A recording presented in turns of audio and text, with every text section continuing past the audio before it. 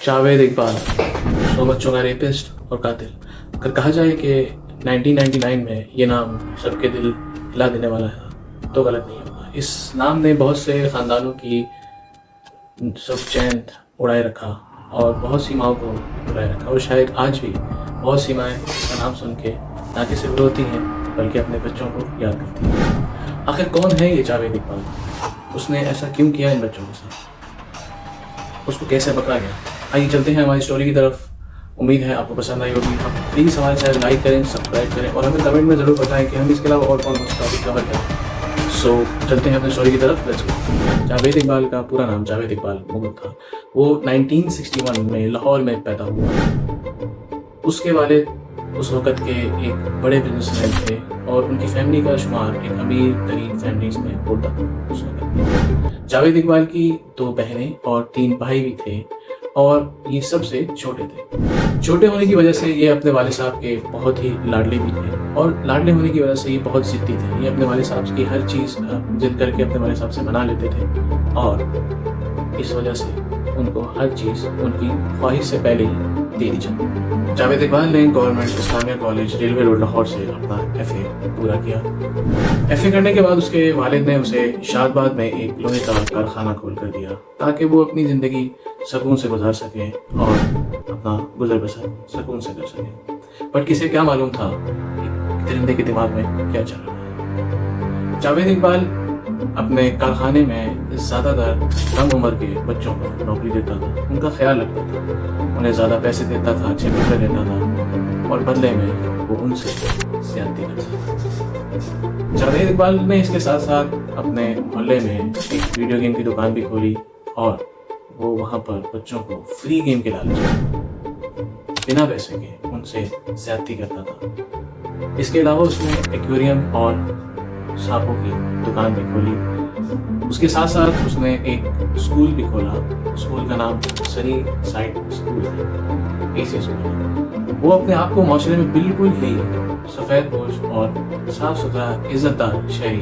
रखना चाहता था, मगर उसका दिमाग और उसके दिल में एक खौफनाक दरिंदा छुपा था। 1990 में जब जावेद इकबाल ने एक अमीर और पावरफुल फैमिली के बच्चे के साथ ज़्यादती की तो इस बच्चे ने अपने घर पर बताया और उन्होंने मिलकर जावेद इकबाल पर केस कर दिया। और इसी तरह 1990 शादबाद के इलाके में पहली दफ़ा इस दरिंदे पे केस फाइल हुआ। जावेद इकबाल को जैसे ही पता चला तो वो पुलिस से बचने के लिए फरार हो गया। पुलिस ने कार्रवाई की और उसका एक करीबी साथी को पकड़ लिया।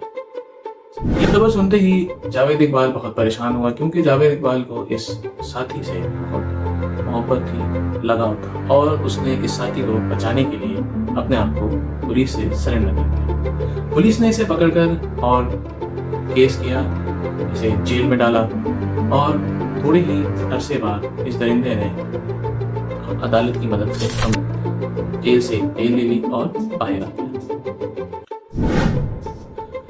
1993 में जब जावेद इकबाल के वालिद साहब का इंतकाल हुआ तो उनके वालिद साहब के बाद मोहल्लेदारों ने मिलकर ये फैसला किया कि वो जावेद इकबाल को इस मोहल्ले में और नहीं रहने देंगे, क्योंकि बार बार समझाने के बाद भी वो नहीं समझ पा रहा था और बहुत सी रूमर्स निकल के आ रहे थे कि ये अभी तक बहुत से बच्चों के साथ जाती करता है। जावेद इकबाल पे जब पुलिस ने और मोहल्लेदारों ने प्रेशर डाला तो उसे ये मोहल्ला छोड़कर जाना पड़ा और इस तरह से मोहल्लेदारों ने इसे इस जगह से फरार होने पर मजबूर कर दिया। 17 सितंबर 1988 ये दिन जावेद इकबाल की ज़िंदगी का एक टर्निंग पॉइंट। जावेद इकबाल ने एक मालिश को उस दिन अपने घर बुलाया और उससे मालिश के बाद ज़्यादती की। जब जावेद इकबाल चैन की नींद सो रहा था तो इस बच्चे ने जावेद इकबाल से बदला लेने की ठानी और की गन से उसके मुंह पर तब तक वार किया जब तक उसका जबड़ा नहीं था। जावेद इकबाल बहुत ही जख्मी हालत में जनरल हॉस्पिटल लाहौर में एडमिट हुआ। जिन लोगों को नहीं पता उन लोगों को बता देता हूँ कि जनरल हॉस्पिटल लाहौर उस वक़्त का बेस्ट न्यूरोसर्जन हॉस्पिटल था। जावेद इकबाल वहाँ पर कई महीने ज़ेरे इलाज रहा। जावेद इकबाल की देख सेख करने के लिए उसकी ज़िंदगी में सिर्फ उसकी एक बूढ़ी माँ मौजूद थी। जावेद इकबाल के लिए वो रोज़ आती थी, उसकी टेक केयर करती थी और इसी फिक्र के बायस उनका इंतकाल हो गया। जब जावेद इकबाल हॉस्पिटल से डिस्चार्ज हुआ, उसे ये पता चला कि उसकी माँ का इंतकाल हो गया है और वो उसके जनाजे में भी नहीं जा सका। तो वो बिल्कुल पागल हो चुका था। जावेद इकबाल ने ये ठानी कि अब वो भी इस दुनिया से बदला लेगा और वो एक 100 माँओं को रुलाएगा, क्योंकि उसकी माँ उसका ख्याल करते करते रोते रोते इस दुनिया से चली गई। जावेद इकबाल, जो कि शुरू से ही एक पागल दिमाग का इंसान था, अब उसके पास एक मकसद था। उसके पास ये मकसद था कि वो अपनी माँ के मौत का बदला इन सब बच्चों की माँ से लेगा। और ठीक ऐसा ही हुआ।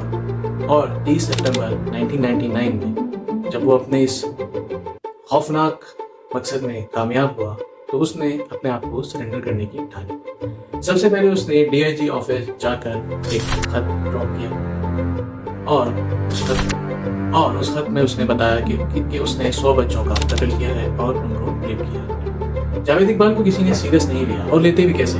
कोई कैसे सोच सकता था कि कोई इंसान इतना भी बीमार और खतरनाक हो सकता है कि वो छोटे मासूम बच्चों का इस बेदर्दी तरीके से रेप और मर्डर कर सकता है। और जब जावेद इकबाल को वहाँ पर सीरियस नहीं लिया गया, तो उसने जंग के एडिटर को खत लिखा। उस वक्त जंग के एडिटर, जिनका नाम नईम हाशमी था, उनको ये खत मौसूल हुआ। उन्होंने एक क्राइम रिपोर्टर, जिनका रईस अंसारी था, उनकी ड्यूटी लगाई कि वो जाएं और इस मामले की तह तक पहुंचे, आखिर इसमें कितनी सच्चाई है। जब वो रिपोर्टर जावेद इकबाल के घर पहुंचा, तो उसने देखा कि घर में ताला लगा हुआ है। जब उस रिपोर्टर ने जैसे ही अंदर छलांग मारी, तो उसे अपनी आंखों पर यकीन नहीं रहा। उसने देखा कि जावेद इकबाल ने एक जगह पर 100 बच्चों के कपड़े लपेट के रखे, एक जगह पे 100 बच्चों की जूतियां रखी हुई थी, और एक दीवार पे उसने 100 बच्चों की तस्वीरें लगाई, और एक कमरे में बहुत सारे ड्रम पड़े थे। उस वक्त तो उस फोटो को नहीं समझ आया। तो जैसे ही पुलिस आई, तो मालूम यह हुआ कि ये दरिंदा पहले उनके कपड़े उतारता था, फिर उनसे ज्यादती करता था, फिर उनके टुकड़े करता था, और टुकड़े करने के बाद ये उसी ड्रम में, जिस ड्रम में एसिड होता था, उन्हें इस ड्रम में डाल देता था और फिर उन्हें बहा देता था। और उस दिन बहुत सी माँओं का दिल फट चुका था। उनकी माँ बाप के आंख में सिर्फ आंसू थे और इंसाफ की भीख थी। बहुत से माँ बाप चाहते थे कि सब माँ बाप चाहते थे कि उन्हें इंसाफ मिले और इस दरिंदे को सजा मिले। पर ये दरिंदा एक चालाक लोमड़ी था। तो जब पुलिस के पीछे लगी, जगह जगह ढूंढने लगी, तो इस चालाक लोमड़ी ने क्या किया कि उसने अपने आप को जंग के ऑफिस लाहौर के अंदर सरेंडर करने का सोचा, और वो जंग के ऑफिस गया और अपने आप को सरेंडर कर दिया। उसने ये बोल के सरेंडर किया कि अगर मैं पुलिस के पास जाऊंगा तो पुलिस मुझे मार देगी और मेरी स्टोरी बाहर नहीं आ सकती, क्योंकि ये एक साइको था। ये चाहता था कि जो उसने किया है वो लोगों को पता चले। इसे सजा का डर नहीं था, इसे मौत का डर नहीं था, जैसे कि वो बोलता था। वो चाहता था कि उसकी स्टोरी लोगों तक पहुंचे और लोग डरें। और ठीक ऐसा ही हुआ कि जंग अखबार ने इसे पकड़ा और पुलिस के हवाले किया। इस पर मुकदमा चला और उस वक्त एक ऐसा जजमेंट पास हुआ जिससे बहुत से लोगों को सुकून मिला।